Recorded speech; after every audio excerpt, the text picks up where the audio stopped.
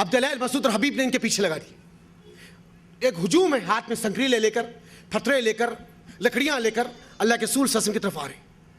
زید بن حارثہ دیکھتے کہتے یا رسول اللہ دیکھیے تو صحیح, ایک گروہ ہے جو ہماری طرف بھاگتے ہوئے آ رہا ہے, ہماری طرف بھاگتے ہوئے آ رہا ہے. محمد صلی اللہ علیہ وسلم اٹھ کے کہتے ہیں اللہ کے بندو میری بات کو سنو, میری بات کو مانو, میں تمہارے درمیان یہ پیغام لے کر ہوں. یہ کہنا تھا, سنسناتا اور پتھر آیا, نبی کی پیشانی کو پھوڑ دیا. اللہ اکبر. نبی کی پیشانی پر پڑا ایسا پتھر, نبی کا سر پھٹ کے خون گر کے آپ کی داڑھی سے ٹپکنا شروع ہوگا. اللہ اکبر. 51 سال کی عمر ہے میرے بھائی, 51 ایئرس, 90 کلومیٹر کا راستہ پیدل چل کر آئے. 10 دنوں کا بھوکے پیاسے کوئی کھانے کو نہیں پوچھا, اور 10 دن کے بعد کھانا پوچھنے کے بعد مارا جا رہا ہے. زید نبی کریم صلی اللہ علیہ وسلم کو لپٹ گئے, سنکریلے ہاتھ میں, کانٹیاں دار لکڑیاں ہیں جو زید کی پیٹھ کو چھنی کر دی. اللہ اکبر, اللہ اکبر.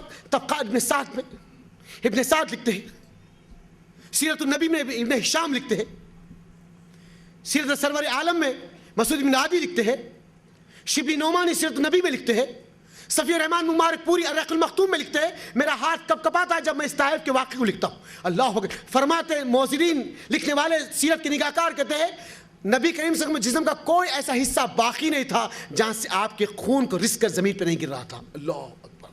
جسم کا کوئی ایسا حصہ باقی نہیں تھا جہاں سے آپ کے جسم سے خون رس کے زمین پہ نہیں گر رہا تھا. اس قدر مارا گیا, اس قدر مارا گیا کہ جسم چھنی چھنی ہو گیا.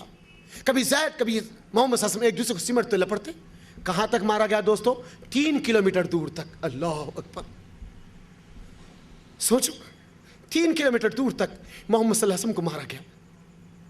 نبی کریم صلی اللہ علیہ وسلم کھاتے زمین پہ گر جاتے, اوباش قسم کے لوگ آتے اٹھاتے, ایک اس ہاتھ سے پکڑتا, اور ایک آدمی کھڑے قد سے نبی کی پیٹھ پر لات مارا. اللہ اکبر. جیسے آپ کی پیٹھ پر اس کا لات پڑا, اللہ آپ کی زبان سے نکلا, طائف کی بستی کے باہر اوباش قسم کے لوگ آپ کو چھوڑ دی. یہ کہہ کر کے شاید آپ بے ہوش ہو گئے. تھوڑی دیر جب ہوش آیا, زید کو اور محمد صلی اللہ علیہ وسلم کو ہاتھ سے گھسٹتے ہوئے جا کر اتبا اور شیبہ کا ایک باغ تھا, اس کی دیوار کو پیٹ لگا کر بیٹھ گئے. سر سے خون ٹپک رہا ہے, کٹ کٹ کٹ. جہاں نبی پیر رکھ دیتے سفید زمین خون سے لال ہو جاتی. اللہ اکبر. جہاں نبی پیر رکھ دیتے سفید زمین خون سے لال ہو جاتی. اپنے پیٹ کو لگا کر آپ نے دیوار سے بیٹھ گئے, سر کو نیچے کیا, آسمان کی طرف دیکھا, دعا کرتے اللہ کن لوگوں کے حوالے مجھے کر دیا میرے مالک, کن لوگوں کے حوالے مجھے کر دیا, کیا تم مجھ کو ان پر حلال کر دیا یا تو ان کو مجھ پر حلال کر دیا اے میرے مالک.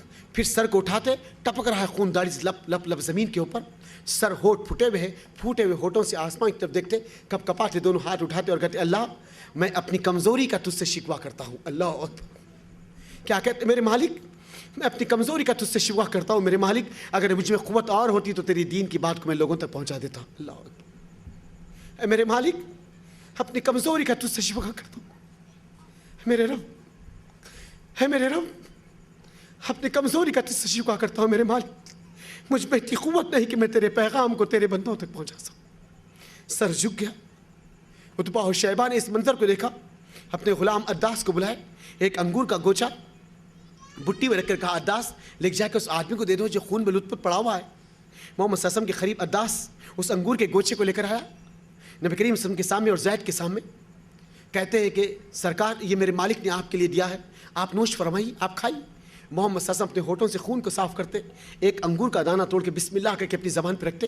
عداس کا جسم کپ کپا جاتا, بٹی چھوٹ جاتی, دونوں زانوں پہ زمین پہ ٹک جاتا.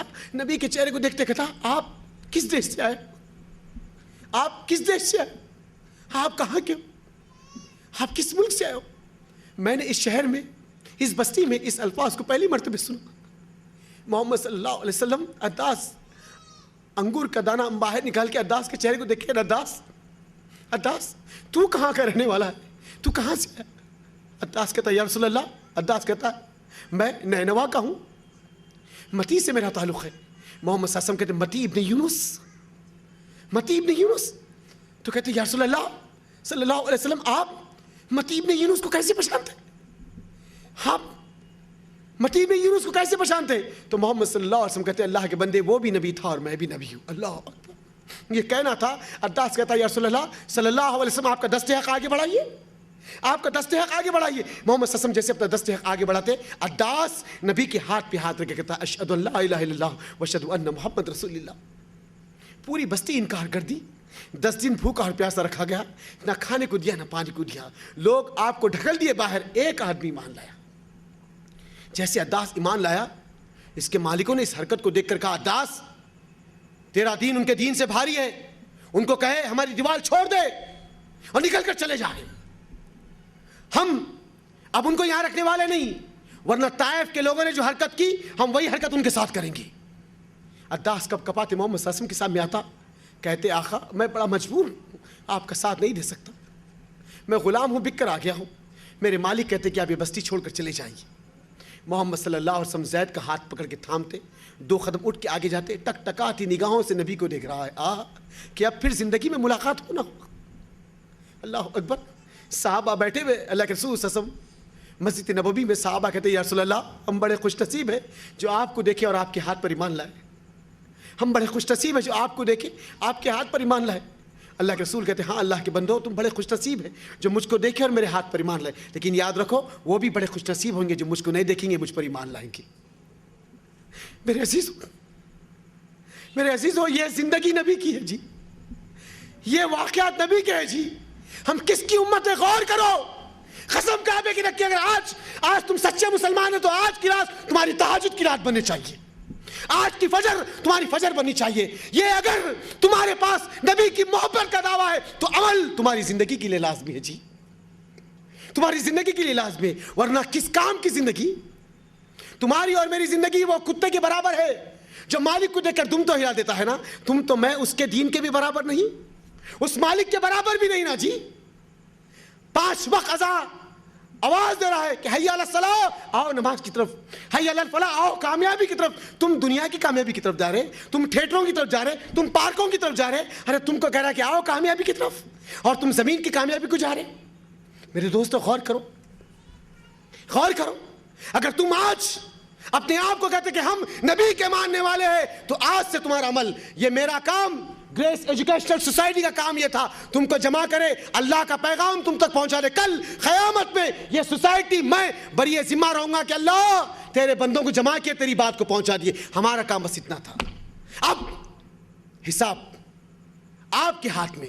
کیا خوب شاعر نے کہا, نہ وہ عہد شباب باقی ہے نہ وہ اہل شراب باقی ہے, لذتیں ختم ہو گئی امجد, اب لذتوں کا عذاب باقی ہے. میرے عزیزو سرچ کرو اپنی زندگی کے اوپر, غور کرو اپنی زندگی کے اوپر, انالائز کرو اپنے آپ پر. 20 سال 25 سال 30 سال 40 سال 50 سال زندگی کے کہاں کھپ گئے؟ اچھا گھر بنانے کے لیے, اچھی گاڑی خریدنے کے لیے, اچھا بینک بیلنس کے لیے, اچھا بچوں کو پڑھانے کے لیے, چوٹ میں ہاتھ دکھانے کے لیے, خاندان میں روب بتانے کے لیے کہاں چلے گئے؟ غور کرو. اس وقت کا مجھ سے اور آپ سے سوال ہوگا تم کیا جواب دیں گے؟ 30 سال کا وقت ہمارا جو کھپ گیا, اس کا اگر اللہ حساب لگا تو ہم کہاں جواب دیں گے؟ میرے دوستو جب تک سانس ہے عمل ہے, جب سانس چھوٹ جائے تو عمل نہیں حساب ہوگا, عمل نہیں حساب ہوگا. اللہ کے لیے عمل کی طرف ہو, عمل کی طرف. تک ٹکاتی نگاہوں سے نبی کے چہرے کو دیکھ رہا ہے کہ اب زندگی میں پھر کبھی ملاقات ہونا ہو. 2 قدم اللہ کے رسول صلی اللہ علیہ وسلم آگے بڑھے, پلٹ کر عداس کو دیکھتے. عداس نبی کے چہرے کو دیکھ رہا. کیا مقام ہے جی, کیا مقام ہے. دونوں کی نگاہیں ایک دوسرے کو دکھ رہی. اللہ کے رسول صلی اللہ علیہ وسلم عداس کے چہرے کو دیکھ کہتے عداس اب زندگی میں پھر کبھی ملاقات ہو نہ ہو, عداس اب زندگی میں پھر کبھی ملاقات ہو نہ ہو, لیکن عداس تو جنت میں مجھ سے ضرور ملے گا, تو جنت میں مجھ سے ضرور ملے گا. تو نے جو کلمہ پڑھا اس پر قائم رہنا, اس کا بدلہ جنت ہے. اس کا بدلہ جنت ہے.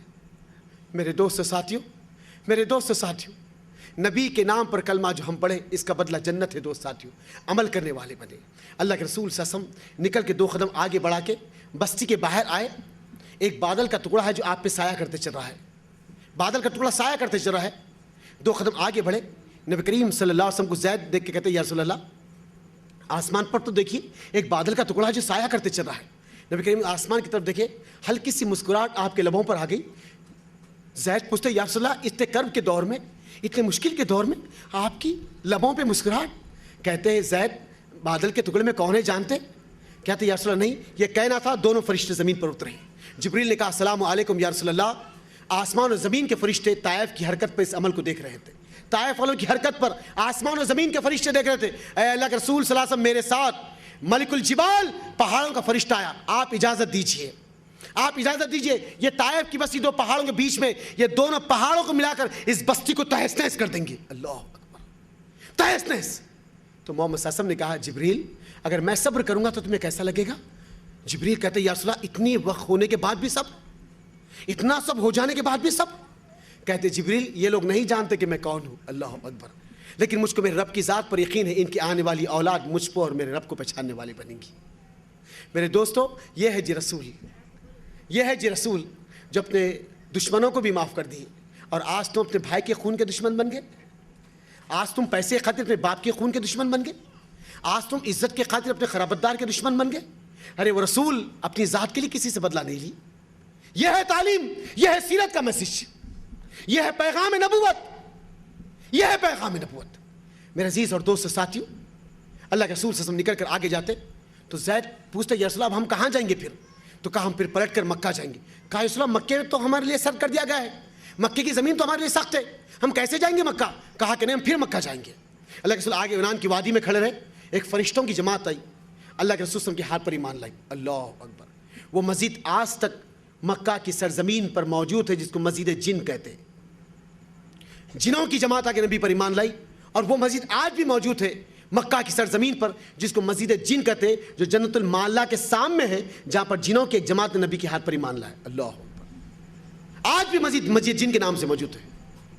मेरे अजीज़ और दोस्त साथियों, मेरे अजीज़ और दोस्त साथियों, इसके बाद अल्लाह के रसूल सल्लल्लाहु अलैहि वसल्लम से कहा कि तुम जाकर ज़र बिन औफ से कहना कि मोहम्मद सल्लल्लाहु अलैहि वसल्लम तुम्हारे मेहमान बनना चाहते हैं।